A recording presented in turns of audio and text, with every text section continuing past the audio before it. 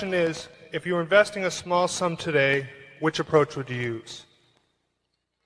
Well, I would use the approach that I think I'm using now of trying to search out businesses that where I think they're selling at the lowest price relative to the discounted cash they would produce in the future. But if I were working with a small amount of money, the universe would be huge compared to the universe of possible ideas I work with now. You mentioned that 56 to 69 was the best period. Actually, my best period was before that. It was from right after I met Ben Graham in early 1951. But from the end of 1950 through the next 10 years, actually returns averaged about 50% a year. And I think they were 37 points better than the Dow per year, something like that. But that I was working with a tiny, tiny, tiny amount of money. And so I would pour through volumes of businesses, and I would find one or two that I could put $10,000 into or $15,000 into that were just ridiculous. They were ridiculously cheap. And obviously, as the money increased, the universe of possible ideas started shrinking dramatically.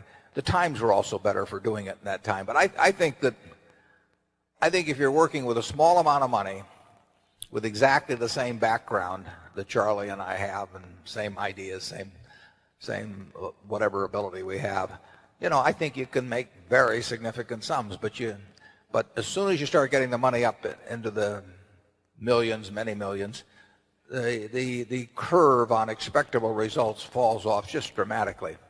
But that's the nature of it. You've got to, when you get up to things you can put millions of dollars into, you've got a lot of competition looking at that, and they're not looking as I did when I started. When I started, I went through the pages of the manuals page by page. I mean, I probably went through 20,000 pages in the Moody's Industrial, Transportation, Banks, and Finance manuals. And I did it twice. And I actually, looked at every business. I didn't look very hard at some. Well, that's not a practical way to invest tens or hundreds of millions of dollars.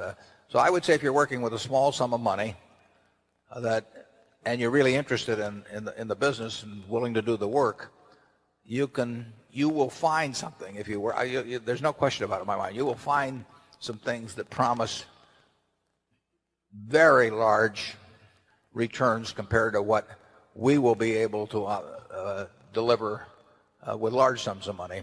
Charlie?